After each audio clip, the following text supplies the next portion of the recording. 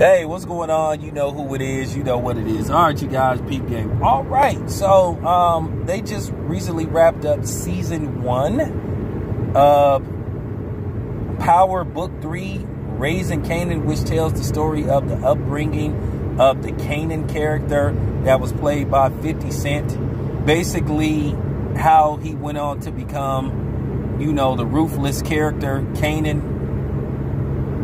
You know, basically, he's the guy that basically put Ghost and Tommy on, you know, who got him started. Now, as far as Ghost and Tommy being part of the show, now, you know, Courtney Kemp was asked about Ghost and Tommy, where they're going to be featured on Raising Kanan. And Courtney Kemp pretty much said they will eventually show up. And when they say eventually, that means you might not see Ghost or Tommy till maybe season 3, season 4, maybe season 5. So basically, she kind of was hinting you won't be seeing young Ghost or Tommy in the immediate future. Best case scenario, you may see them maybe season 3. Worst case scenario, you may not see him till season 5. But the show as an overall whole, I just got to keep it 100. Nobody asked for this show, to be honest with you. And it was not like the Kanan character was a pivotal, you know, piece to the show. You know, I think this is something that 50 Cent pretty much begged Courtney Kemp to do. But it's not like this show was needed, you know. And I was kind of like taken back when I found out that they was going to have a show that told the story of Kanan's character growing up. You know, so I was kind of puzzled by that. Because you thought maybe you would see, you know, they had people believing that you would see probably, you know, the upbringing of Ghost, Angela, and Tommy, because they all grew up together and went to high school together. Or, you know, and Ghost knew Tommy pretty much all his life. That's like his, you know, his best friend, his brother, whatever you want to call it. So, but like I said, when you look at this show, boy, it is just something missing from this show. I can't put my finger on it, but man, you just do not buy this show. It don't have the premise, the presence, the nostalgia of the 90s. Keep in mind, I grew up in that era, you know, because I'm going to be 47 tomorrow, September the 29th. So I remember those times. And it just don't seem authentic. It seemed like the characters are acting in modern day. Just wearing clothes from, you know, back then and there. So you just kind of like, okay, just seem kind of flat. Like I said before, the best character I think on the show is the Lulu character who plays Rock's youngest brother. And Rock is Kanan's mother, who had him at age 17. And it's a little dilemma to that about how he came about. So, I'm going to be honest with you. Also, the show seems very kind of predictable. You kind of know what's going to happen. And it also tells the story of, you know, Kanan's cousin, his first cousin, Jukebox. And it's kind of sad because they grew up together and they were really close. They were pretty much like brother and sister.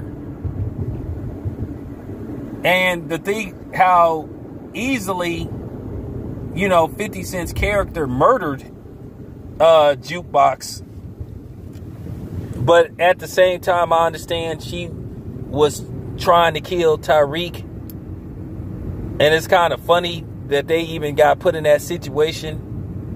But, you know, at the end of the day, yeah, man, it's just something missing from that show.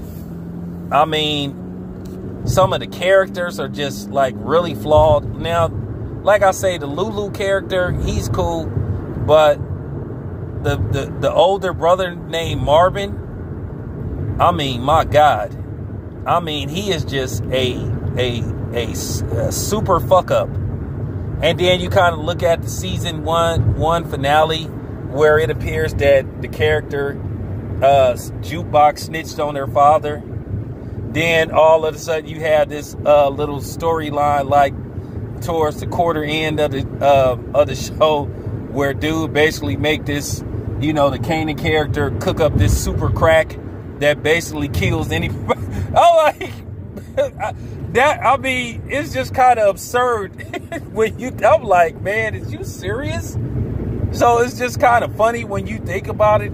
It's just a lot of flaws to this show. Like, they just need some better writers. And like I said before, I'm just keeping it a buck, man. Nobody asked for this show.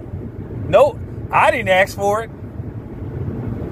You know, nobody asked for this show, and I'm so serious. I was just really puzzled when I found out that they was going to have a Power Book 3, and it was called Raising Kanan, because I thought they would do a Ghost, Tommy, and Angela the early years, you know, but basically this is about the character of Kanan. Now, like I said, Courtney Kemp was asked, would the Ghost and Tommy characters show up in their younger forms? And Courtney Kemp basically said, well, eventually they'll show up. So I don't like the sound of that. Basically, she's saying they won't show up anytime soon. Like, best case scenario, you might see them maybe season 3.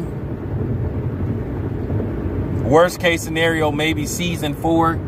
Because keep in mind, Kanan's character is a few years younger than, his character is a few years older than Ghost and Tommy. I think maybe by 4 years. Because I think Ghost and Tommy were born in like 79, 80. And Kanan's character was born in 75. So he's, you know, a little bit older than them. Keep in mind, he kind of put them on, you know, to the game.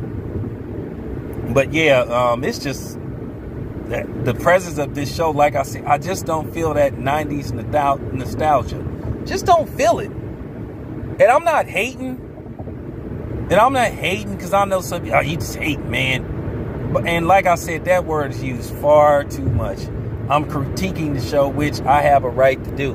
Like I said, I'm just looking at all the characters. You just like, you just look at the characters. You look at the unique character that's played by Joey Badass. He seems like a character from modern day. He don't seem like a guy from the 90s. You know. So you just be like, man, are you kidding me? But you just be like, wow.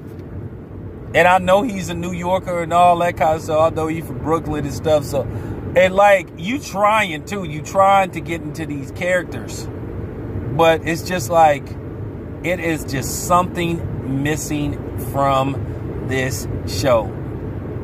And I hope it gets better season 2. And I have to tell you, this show seems very predictable.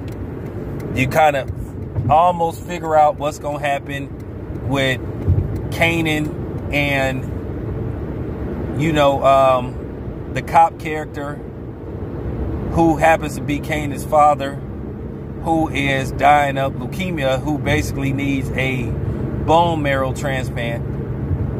You kind of already know what's going to happen. And then you look at something that he say towards the end of the show, where he say you learn that you can't trust anybody, not even your mama. Now, it was never explained what happened with Kanan's mother and how she bit the dust. But I think I have an idea. I'm not going to say what because I don't want this to get back, you know, I don't want this to get back to the, you know, the producers of the show and they come after me. But I almost can guarantee what's going to happen with Kanan and his mother. You have to read between the lines. I'm pretty good at this. I'm really good at this. Remember what he said. You gonna see that you can't even trust your mother in the game. And then you seen what happened with Jukebox. Many people believe that Jukebox snitched on her own father about that crack extreme. And the reason why I call it crack extreme is because basically anybody that take a puff of it, they just pretty much die. So that storyline is absurd too. I gotta ask you New York cats something about crack. I know y'all keep y'all shit in a tube, but what we used to do in the Bay, what we would do when we would break down rocks, we would put them in the corner of Ziploc bags. We would tie them up. We would tie them up into knots, cut them, and then we would put them into a bag that maybe had 10 rocks, and then we would keep them in our mouth. That's what we called a bundle, you know, game.